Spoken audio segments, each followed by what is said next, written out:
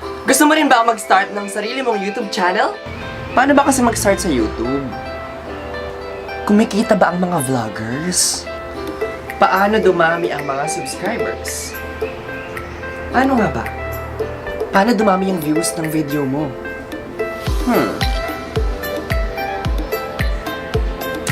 Gusto mo rin ba mag-start ng sarili mong YouTube channel? Kung gusto mo, ang video na to ay para sa'yo. Kung gusto mo matutunan kung paano magsisimula sa YouTube, just please keep on watching.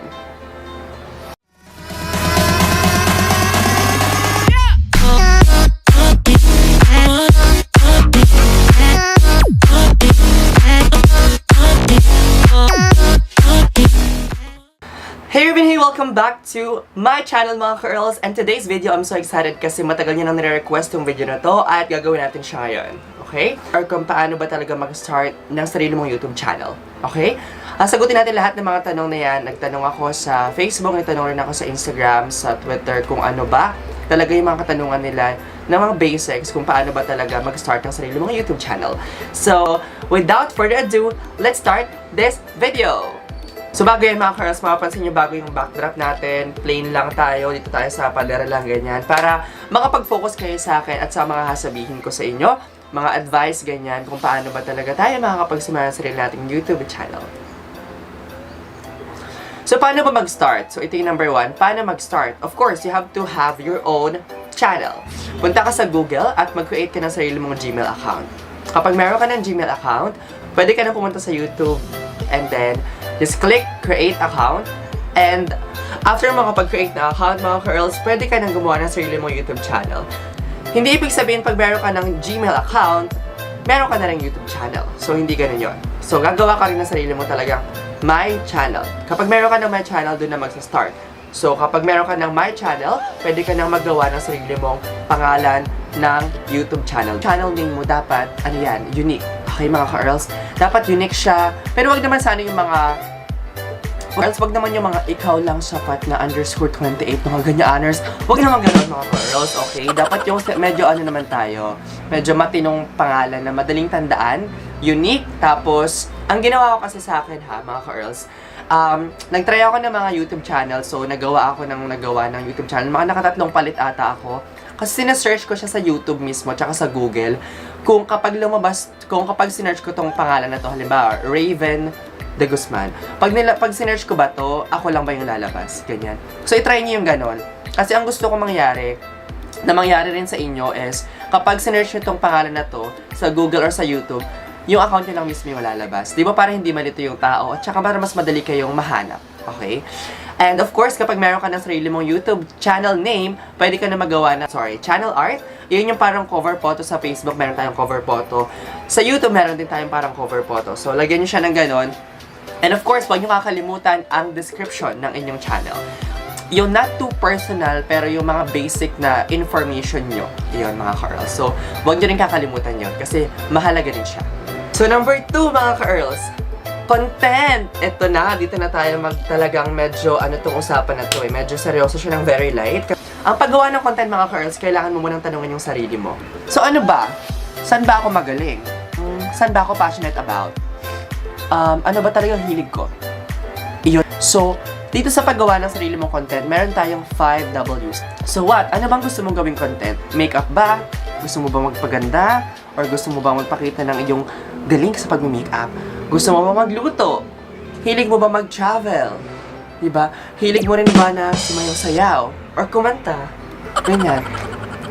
So mga ka-Earls, kailangan malaman mo muna kung ano yung hilig mong gawin na feeling mo hindi ka magsasawa at magiging masaya ka habang ginagawa mo yun. Okay? Iyon yung what natin. Pangalawa natin is who. Sino ba yung target market mo dito? Mga bata ba? Yung mga mahilig ba sa makeup? Or parang ganun din siya. Parang connected din siya sa what. Sino yung gusto mong manood ng mga videos mo. So after natin ng who, alamin naman natin kung bakit mo ginagawa to. Gusto mo bang mag-educate? Gusto mo bang mag-inspire ng mga tao? Gusto mo bang may matutunan sila sa iyo? Gusto mo bang makatulong sa mga naghahanap ng mga information online? So kailangan alam mo din yan. Where? So pang-apat natin is where. Saan mo ba gagawin o saan ka ba magpe-film? Sa bahay ba? Sa kwarto mo ba? Katulad tong ginagawa ko, sa kwarto lang? Or pag sa travel naman, of course, sa labas. Diba? Maraming pwedeng lugar na pwede ka mag-film ng sarili mong content. Pero ako, ang ginagawa ko is, diba, para tipid na rin, dito tayo sa bahay lang, sa kwarto lang muna tayo, mga ka-earls. Panghuli natin is when. Kailan ka ba gagawa ng content? Diba? Yung iba kasi ginagawa nila, meron silang sariling schedule, or meron silang sinusunod na schedule para yung may mga viewers na talaga. Ang ginagawa nila is nag-upload sila like every Thursday. Or kailan ka ba mag-film? Pag gusto mo lang ba? Pag nasa mood ka ba? Ako kasi ang ginagawa ko, kailangan, hindi ako mawawalan ng video sa isang linggo. Diba? Kasi meron rin po akong sariling trabaho, hindi po ako nakafocus dito sa pag-vlog. So meron po akong sariling trabaho, kailangan sa isang linggo, meron po akong may upload na videos. Hindi pwedeng wala. Ganun yung ginagawa ko. So, pangatlo natin mga ka-earls. Ang pangatlo natin ay, of course, filming equipments. So, filming equipments mga ka-earls, ang una-una natin dyan ay, of course, ang ating camera. Okay? So, dati mga ka-earls, ang ginagamit ko din is, meron akong ginagamit na camera noon na SLR, pero hindi po siya sa akin. Pero ngayon, namili na rin po ako ng sarili kong camera. Yan nga, yung Canon M50 na ginagamit ko. Ayan po, sarili ko na po siyang camera, mga ka-earls. Hindi ko po sinasabi na mamili kayo ng gantong kamahal na camera, okay? Kasi medyo mahal po talaga siya, mga ka-earls. Kung meron kayong trabaho, if you have the means, then go, di ba? Pero mga ka-earls, hindi kayo dapat mapigilan ng mga bagay na to, okay? Kung gusto nyo mag-start ng sarili nyong YouTube channel, magsimula ka na ngayon. If you have your own phone, pwede ka makapag-film ng video dyan. Kung okay naman yung quality, then why not? Okay, gamitin mo yan. Mga ka-earls, importante din dito yung lighting. Okay? Yung lighting, of course, dapat hindi siya madilim. Dapat nakikita ka ng nanonood sa'yo, of course, sa pinifilm mong video. At yung audio, mga ka-earls. Kasi itong ginagamit ko ngayon na camera, meron siyang free na microphone. So, ang maganda dito is, dapat malinaw yung audio mo. Diba? Medyo ngongo ako ngayon, mga ka-earls. Pasensya na po kasi may sipon po ako. Pero sana, nakatulong po sana tong microphone na to. Sana nakatulong tong microphone na to, mga ka-earls, para dito sa pag-film na to kasi medyo ano talaga siya. Dapat malinaw yung pag-discuss natin, mga ka-earls. Naman meron kayong matutunan sa akin. And of course, mga ka-earls, yung backdrop. Ayan. So mga ka-earls, yung dati kong backdrop is yung sa may bandang gilid ko dito. Yung meron ako nakalagay na Dare to Dream, gano'n, yung parang frame. Ngayon naman ang ginawa ko is gusto ko plain lang yung background ko. So, lumipat ako dito sa gilid ko para plain lang yung background para makapag-focus kayo sa akin. So, importante din yung backdrops para naman saan talaga makakapag-focus yung mga viewers mo. Especially kung yung gusto mong vlog is katulad ng mga ginagawa kong mga sit-down vlogs. Kung gusto mo talaga nakakapag-encourage ka ng tao, nakakapag-inspire ka ng tao, katulad ng ginagawa ko, is mas maganda na plain yung background mo or hindi masyadong magulo yung background mo or backdrop mo, mga ka-earls. So, editor. Ano ba yung ginagamit kong editor? I'm using the Adobe Premiere Pro. Ayan. So, license po siya. Binili po siya, mga ka-earls, at naka-install po siya sa laptop ko. Hindi ko na po maalala kung magkano siya, mga ka-earls, pero yun po yung ginagamit ko. Hindi po ako magaling sa editing. Kung mapapansin nyo, sobrang simple, basic lang po talaga ng mga videos na ina-upload ko kasi hindi po talaga ako galing mag-edit pa. Pero pinapag-aralan ko po yun, mga ka-earls. So, number 4 na tayo, mga ka-earls. Uploading na tayo. Ayan. So, kapag nakapag-film ka na, kapag na-save mo na to, na-render mo na to, of course, i-upload mo na siya. So, ang ginagawa ko pag nag-upload ako is, iniisip ko mabuti kung ano talaga yung bagay na title sa video na to. Dapat catchy rin yung gagawin mong title. Kapag naglagay ka ng title ng sarili mong video na i-upload, of course, dapat unique yan. Para naman kapag search yan, of course, madali siya makahanap. Madali siya makikita, mga ka-earls. Importante din dito, mga ka-earls, ang tags. Okay? Kapag nag-upload ka kasi sa YouTube, meron kang makikitang tags sa baba. So, ito yung dito, banda yung video na ina-upload mo. So, dito sa may bandang baba, yung title. Tapos sa baba pa niyan, makikita mo yung description. Tapos sa baba ng description, makikita mo yung tags. Importante, mga ka-earls, na punuin mo yung tags. Anything na connected sa video mo, anything na feeling mo related dun sa video mo, mga ka-earls, kailangan ilagay mo siya sa tags. Bakit? Kasi diba, kapag sa Instagram, kapag sa Facebook, may sinearch tayo na isang word lang or 2 words lang, ganyan, lalabas agad yung gusto nating malaman. Ganon din sa YouTube, importante yung tags, mga ka-earls. Wag na wag yung kakalimutan yan. Para kapag sinearch yung video nyo, kapag anything na related doon, lalabasin yung video sa results. Okay? So, malaking tulong yun, mga ka-earls. At lastly, kapag nag-upload ka ng videos, huwag mo kakalimutan na gumawa ka ng sarili mong thumbnail. Yung ibang mga sikat na dyan, hindi na sila gumagawa ng sarili mong thumbnail kasi may manonood talaga ng kanilang videos. But, sa ating mga nagsastart pa lang sa YouTube, importante mga ka-earls, ang magawa tayo ng sarili nating thumbnail, dapat enticing. Pero, what I'm trying to say is, enticing dapat, kapag nakita to ng tao, parang mapapapindot sila. Pero mga ka-earls, iwasan yung maging clickbait. Okay, wag tayong mag-mislead ng viewers, wag tayong mag-mislead ng tao. Kailangan yung thumbnail natin is iyon mismo yung laman ng video natin. Okay? Para naman, hindi ma-disappoint yung mga viewers natin. And lastly, i-upload nyo rin siya sa social media accounts nyo. I mean, hindi naman yung buong video or ang ginagawa ko ngayon is picture lang yung ina-upload ko, yung mismong thumbnail. Yun yung ina-upload ko sa social media accounts ko, then nilalagay ko lang yung link. Mas okay yung ganon para ma-direct talaga sila sa YouTube account mo or sa YouTube channel mo, doon sa mismong video sa YouTube mga ka-earls, para doon ma-count yung views. Okay? Importante rin ba yung intro video or yung outro video? Mga ka-earls, para sa akin, hindi ganun ka-laking factor yung intro video at yung outro video. Okay siya, nakakadagdag siya ng ganda ng video mo, pero hindi siya ganun ka-importante. But if you have your own intro video, why not? Pwede mo yung ilagay, pwede mo ilagay rin yung outro video mo. So mga ka-earls, dito naman tayo sa pang-5. Pang-5, requirements naman para makapag-partner tayo sa YouTube, mga ka-earls. At maraming salamat nga pala bago ko mag-start dito sa pang-5, maraming salamat mga ka-earls sa inyong pag-subscribe sa akin at sa pag-views ng mga videos ko. Maraming salamat po talaga from the bottom of my heart. I'm so grateful to all of you guys. Sobrang salamat po. Paano ba tayo makapag-partner sa YouTube mga ka-earls? So ayan, maraming salamat talaga kasi partner na po ako, approved na po ang channel ko. At napapansin nyo po na dati wala pong ads yung aking mga videos, pero ngayon meron na po. Maraming salamat mga ka-earls. Salamat po. So yan. Ano ba talaga yung requirements mga ka-earls? Ang dami nagtatanong sa akin ito. Paano ba magkaroon ng ads? Paano ba kumita? Yan mga ka-earls. So pang-5, paano ba makapag-partner sa YouTube? So, ang requirements ng YouTube dati, last year ay 10,000, total of 10,000 views, pwede ka na makapag-partner sa YouTube. Pero ngayong taon, binago nila yon kasi nga marami daw gumagawa ng channel for the sake of just earnings. Okay, mga ka-earls?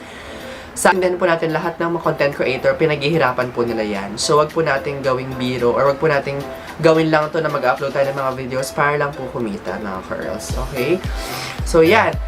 Ang requirements na ngayon ng YouTube ay 1,000 minimum subscribers, mga ka-earls, at 4,000 watch hours. Ang 4,000 watch hours po ay actually hindi ko po siya alam rin kung paano siya i-compute, pero medyo mahirap po siyang abutin mga ka-earls. Okay? Kaya ang dapat nyo pong gawin is mag-upload lang kayo na mag-upload ng videos. So yun, hindi ko na i-elaborate yung dito kasi hindi pa naman ako kumikita mga ka-earls. Nagsastart pa lang po, nagsastart pa lang po kumita yung channel ko, pero hindi pa po talaga siya ready for monetization or ready for withdrawal ng monetization kasi nagsastart pa lang po nga yung earnings. Ayan. First 6 mga ka-earls, kumikita ba? Ayan, nasabi ko na rin, diba? Kumikita ba ang mga YouTubers? Yes po, kumikita po ang mga YouTubers, mga ka-earls. Hindi po tayo magpapaka-plastic dyan, mga ka-earls. Ang mga YouTubers po, mga vloggers, ay kumikita po through Google AdSense. Ano ba yung Google AdSense? Yun po yung pagkakaalam ko. Ang may-ari ng YouTube is Google. Gawin nyo para makapag-sign up kayo sa Google AdSense, go to googleadsense.com.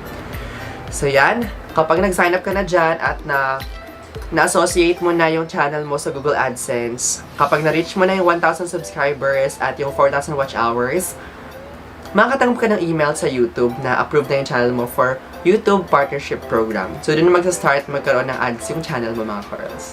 So, paano ba kumikita yung mga YouTubers? Maraming paraan, mga ka-earls. Una dyan, yung Google AdSense ng mga ads. Kumikita rin yung mga YouTubers kapag merong mga brands na nakipag-partner sa kanila. Like, nagpadala sa kanila ng products, tapos i-review nila, and then kapag okay na, ganyan, so babayaran sila doon, mga ka-earls. So, for me, sa akin po, wala pa pong mga ganyan na nagpapadala ng products and whatnot kasi baguhan pa lang po ako. Pero mga ka-earls, huwag tayong susuko, darating din po tayo dyan. Okay? So, yung number 7 na tayo, mga ka-earls. Ayan. Paano ba dumami ang subscribers ko? Or paano ba dumami ang subscribers mo sa YouTube? Mga ka-earls, hindi po siya madali. Okay? So, sinasabi ng iba na kapag famous ka or kapag kilala ka sa Facebook, kapag kilala ka sa Instagram, madali nang dumami yung subscriber mo sa YouTube. Hindi po ganon. Okay, mga ka-earls, nakakatulong lang po siya Pero ano po talaga yung secret para dumami yung subscribers mo? Gumawa ka po ng gumawa ng content. Okay? Gumawa ka ng content, mag-upload ka sa YouTube, mga ka-earls. At huwag kang titigil. Okay? Be consistent, mga ka-earls. Kasi hindi mo alam kung anong video ang magta-trend sa mga in-upload mo. 'Di ba? Kasi anong nangyari sa akin, kaya medyo bumilis yung pag-grow ng channel ko from like less than 300 subscribers, tapos ngayon we're 2,000 plus na po, mga ka-earls. Salamat po. Dahil po yan sa hindi po ako tumitigil gumawa ng videos. Mga ka-earls, 2017 pa lang meron na akong channel, pero 2018 ako nag-start mag-upload ng videos. Pero hindi ako consistent the whole year ng 2018 kasi nga sabi ko, I wanna buy my own camera muna, ganyan. Kasi pinag-ipunan ko talaga siya kasi gusto ko talaga siyang gawin, mga ka-earls. So, ang ginawa ko, namili ako ng sarili kong camera. Tapos, nakabili ako last year, December, mga ka-earls. Tapos, January 2019 this year, sabi ko sa sarili ko, magpupursige na ako, magiging consistent ako mag-upload ng video, sisipagan ko, mga ka-earls. Alam nyo ba yung target ko, mga ka-earls? Ang goal ko talaga, nakalagay ito sa Twitter ko, ang goal ko, Lord, just 1,000 subscribers for the whole year. Sobrang grateful na po ako nun, sobrang saya ko na po. But, you know, si Lord, sobrang ano yan eh. Si Lord, sobrang gugulatin ka niyan sa blessings niya. So, Lord, salamat po. Yan. Binigyan niya ako ng 1,000 subscribers. Wala pa pong kalahati ng taon. Kaya sobrang saya. Sobrang thankful talaga ako sa kanya. At sa inyong lahat, mga ka-earls. Salamat po sa inyong panonood at pag-subscribe, mga ka-earls. Salamat po. Maraming salamat. Ito na yung pang-last. Pang-8 natin is yung tips kung paano ba talaga tayo makakapagsimula. Paano maging confident sa harap ng camera. Pinanood ko yung dati kong video, mga ka-earls. Yung una kong upload na video dito sa YouTube. Sobrang awkward kasi feeling ko, alam niyo yun, parang feeling mo ginajudge ka ng camera. Ganun yung pakiramdam, mga ka-earls. Pero habang patuloy ka nag-upload, habang patuloy kang humarap sa camera, mga ka-earls, magbabago yan, malalaman nyo at mapapansin nyo yan sa mga videos na ina-upload ninyo. Mga ka-earls, dapat consistent tayo sa pag-upload ng videos. Katulad ng sinasabi ko kanina, di ba? Maraming YouTubers ngayon na sikat na at malaki na yung pangalan nila sa YouTube industry. Kasi sila, pinaghirapan din nila yan. Kung kilala nyo sila, Mama Ann Klutz, yung mga yan, nagsimula rin yan sa sila May Layog, yan, sila Raf. Kung kilala nyo sila, nag-start rin sila sa zero. Nag-start rin sila sa konting subscribers, konting viewers. Sila Michelle D. Pero ngayon, diba, kita nyo naman, sobrang successful na nila. Mga girls, kung gusto nyo talagang gawin ito pag-YouTube, ngayon pa lang simulan nyo na, mga girls. And of course, be real, be you. Kung ano ka talaga, mga girls, ilabas nyo yan dito. Huwag kang magpaka-plastic. Huwag kang magkaroon ng alter ego or wag kang magkaroon ng alter mong na parang, ay, sa YouTube ganito lang ako. Dapat ganito ako sa YouTube. Tapos, hindi ka naman talaga ganyan sa personal, di ba? Huwag ganun. Dapat magpakatotoo ka. Okay? Kung ano ka talaga, kung paano ka talaga magsalita, kung paano ka makisama, dapat ganun din yung nakikita nila sa camera. Alam mo yun? Kasi meron akong mga videos or mga YouTubers na pinapanood na parang feeling ko kaibigan ko sila, na feeling ko kausap ko sila, parang ganito. Yung parang feeling mo kausap mo lang sila, kaharap mo sila. Ang gaan sa pakiramdam, mga girls. So, magpakatotoo tayo. Okay? And, mag-focus tayo sa content. Okay, mga girls? Mag-focus tayo sa content sa pag-upload ng videos. Huwag tayong mag-focus sa revenue. Yung revenue, yung pera na yan, darating yan. Kasunod yan. Okay? Kaya, huwag ka muna mag-focus sa revenue. Kasi baka isipin mo, upload ka na upload ng videos. Kasi isipin mo, ganyan, nakapartner naman ako sa YouTube. May mga ads naman ako. Bakit parang hindi naman kumikita yung mga videos ko? Bakit parang wala naman akong kita? Frustrate ka lang, mga girls. Okay? Huwag ganon. Dapat focus ka sa paggawa ng content kung gusto mo talaga mag-inspire. Kasi nga, di ba, ito parang feeling ko calling siya. Passion dapat to. Mga girls, kung ako, kaya ako to ginawa. Kaya ako nagawa ng sarili kong YouTube channel. Dahil kay Emski. Hello, Emski. Hi, M. Martin yan. Siya, M. Martin. Emski, hello. Siya yung nag-encourage sa akin na gumawa ng sarili kong YouTube channel. Pero, mga girls, na-encourage ko rin yung sarili ko. Alam niyo kung bakit? Pangarap ko mag-artista. Pangarap ko mag-artista, mga girls. Yeah, it sounds funny, it sounds weird, or whatnot. Whatever you think, but yun yung pangarap ko. Gusto ko mag-artista, gusto ko mag-perform. Pero mahirap pumasok show business. Natry na ako mag-audition sa lahat ng mga pwedeng pag-audition nandyan sa TV, pero mahirap, mga girls. Pero gusto ko talagang mag-perform. Gusto ko magsalita. Gusto ko magsalita sa harap ng camera. Ganyan. So, kaya ko to ginawa. So, dapat passionate kayo sa gagawin nyo para hindi kayo mapagod. Kasi mga ka-earls, hindi po madali ang vlogging. Hindi madali ang pagiging YouTube. Ng time, ng effort, saka ng patience, mga ka-earls. Hindi siya madali. Kung gusto nyo talaga, mga ka-earls, maging successful sa vlogging, sa pagiging YouTuber, kailangan nyo siyang pagtrabahuhan. Okay? Pagpapaguran nyo talaga siya. Noong nakaraan, actually, nagkakasakit na ako kasi parang after ko ng work, kasi 8 hours yung work, diba? Tapos babiyahe ka, papunta ng bahay, ganyan. Tapos after nun, mag-film ako, tapos mag-edit ako. Parang minsan, parang kulang na ako sa tulog, ganyan. Nagkakasakit na ako. So, dapat i-balance nyo. Kung gusto nyo itong gawing hobby, dapat meron lang kayong time na ilalaan para sa pag-film at saka sa pag-edit para naman hindi naman ma-compromise yung mga iba yung ginagawa sa buhay, mga ka-earls. At of course, huwag nyo kakalimutan, mga ka-earls, na importante yung audience yung viewers nyo. Pakinggan nyo sila. Okay, mga ka-earls? Pakinggan nyo sila, yung mga comments nila dyan, nagpapa-shoutout, mga ka-earls. I-shoutout nyo, di ba? At kung meron sila mga sinasuggest na video, itry nyo gawin, mga ka-earls. Makinig kayo sa kanila kasi wala ka dyan sa kinalagyan mo ngayon kung hindi dahil sa mga viewers mo at mga nanonood sa iyo, mga ka-earls. Even bashers, deadmine mo lang sila, mga ka-earls. Kasi pinapanood rin lang yung video mo, di ba? Hindi ka naman ibabash kung hindi naman yung magsasabi ng mga negative na ano dyan kung hindi nanonood yun ng video mo, mga ka-earls. Yung pang last is, don't just dream. Lagi ko sinasabi, don't just dream, make it happen. Ano ba to? Bakit ko ba talagang sinasabi, mga ka-earls? Kasi, isa akong ako yung taong maraming pangarap sa buhay. So, ang gusto ko para sa inyo, mga ka-earls, para sa ating lahat, yung pangarap na to, wag lang siya maging pangarap. Okay? Dapat gawin natin siyang reality. So, paano siya magiging reality? Don't just dream. Make it happen. Gawin mo na ngayon, mga ka-earls. Kasi diba, lagi natin sinasabi, or marami akong kaibigan na nagsasabi, I wanna be a YouTuber. Gusto ko rin mag-YouTube. Gusto ko rin mag-ganyan. Gusto ko rin ganito. Or hindi pagiging YouTuber, hindi na sa pagiging YouTuber. Gusto ko tong ganito, gusto ko magsulat, gusto ko magganyan. Pero wala ka namang ginagawa, 'di ba? I mean, hindi naman dapat agad-agad ma-achieve mo 'yun eh. Pero at least step by step may ginagawa ka para maabot yung pangarap mo. Kahit gaano kaliit yung gagawin mo na 'yan, na step, at least meron nangyayari, at least may ginagawa ka, 'di ba? At least alam mo, puro at least at least alam mo na someday ma-reach ko tong goal ko, ma-achieve ko tong goal ko kasi meron akong ginagawa. Diba? Mga ka-earls, ang haba rin ng video na to, okay? Tatapusin na natin siya at kung meron pa kayong ibang suggestion, mga ka-earls, at meron pa kayong gustong idagdag, mga katanungan, comment down below.